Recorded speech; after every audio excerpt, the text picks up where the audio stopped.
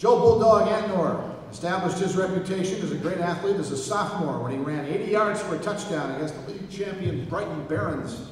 As a fullback, he had the power to run over defensive linemen for consistent gains and the speed to break away for long touchdowns. Many veteran fans consider Joe Antinore's performance as a senior in the 1957 game against Brighton as the greatest in LeRoy history.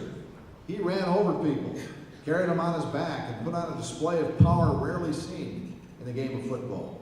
He scored 4 touchdowns that night, and it's estimated he gained 250 yards. His last TD was for 70 yards. The performance was all the more remarkable when it was learned that Joe had a broken wrist in the first quarter of the game. As a result of that injury, he played only 2 games that year, Brighton game and a 12-0 win over Rondequoit. On the strength of those 2 performances, he was selected first team All-Central Western Conference fullback by the Rochester Times-Union. Joe is a champion 100-yard dash man for the track team and a consistent winner with his shot put. He continued the great athletic tradition of his family because his brother Vince was a holder of Section 5 shot put record for years, and his first cousin, Vince Boomer Scott, was All-Canadian Football League for 9 years and was inducted into our first Sports Hall of Fame class.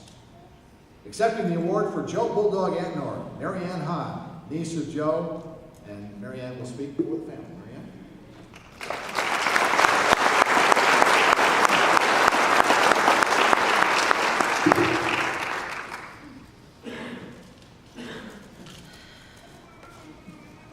Well, I'm doing this for my mother because my mother nowadays can't talk about my uncle without crying. She said, "You have to do this, I can't do it." So this is the best I could do.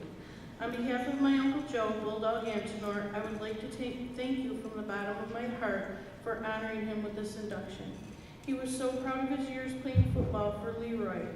That was very evident in the stories he told my boys while he lived with us the last 4 years of his life. Stories like manhandling other teams with descriptive words that I would rather not use here today.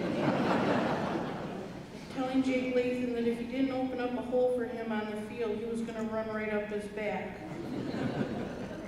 His big bragging story, which apparently stretched the truth a little bit by what Mr. Funky said, was he told my boys that Jake's mom said she would make him a pie for every touchdown he got in the game against Brighton, and he told the boys she ended up making him 6 pies, which obviously isn't true.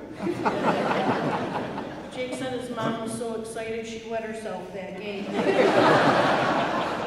I wish he could have been here today to accept this award because he would have been so thrilled.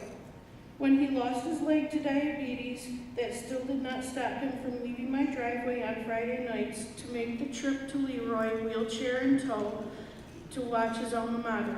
He was so proud to be there. With this being said, I would like to thank you again for this special honor.